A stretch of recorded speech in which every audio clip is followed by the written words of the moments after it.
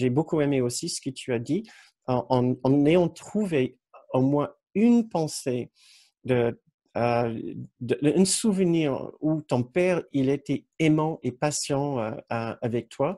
Peut-être ça débloquait quelque chose dans ta façon de pouvoir percevoir ton père. Ça, c'était aussi très joli.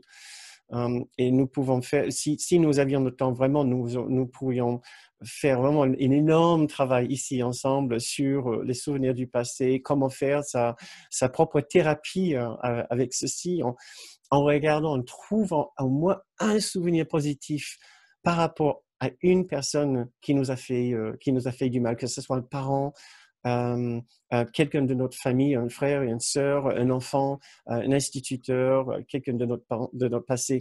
Notre bourreau n'est pas juste méchant et égoïste et stupide et horrible. Il est comme nous, il a un esprit faux, peut-être vraiment exagéré ici dans cette incarnation, mais il a aussi un esprit juste.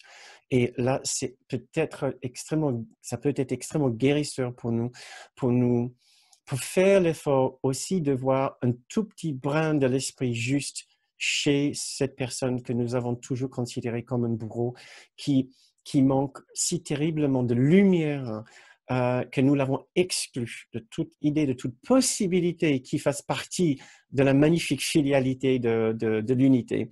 Et que là, il y a entre une sorte de brèche une faille dans notre logique quand nous voyons que, mais attends, cette personne-là, à cet instant-là, je suis sûr qu'il a été gentil.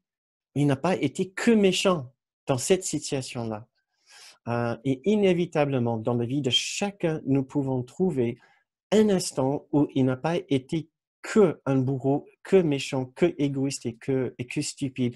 Et c'est vraiment le début, nous, de notre guérison, pour recoller les morceaux de l'unité, de la filialité. Tant que nous considérons une personne comme impossible à intégrer dans l'unité, ce n'est pas l'autre que nous excluons de l'unité, c'est nous-mêmes que nous excluons de l'unité.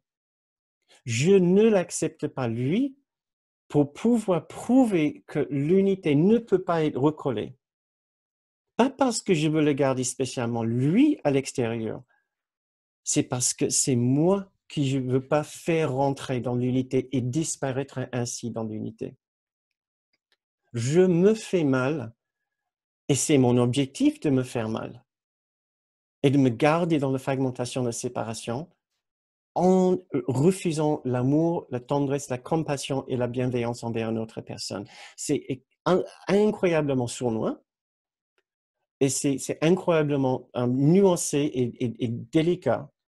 Ça, c'est vraiment un enseignement très puissant de Kenneth Wapnick qui nous faisait comprendre que j'exclus les autres de ma compassion, non pas véritablement à cause de leur méchanceté, mais pour me garder moi en dehors de l'unité, pour sauvegarder ma place dans la fragmentation.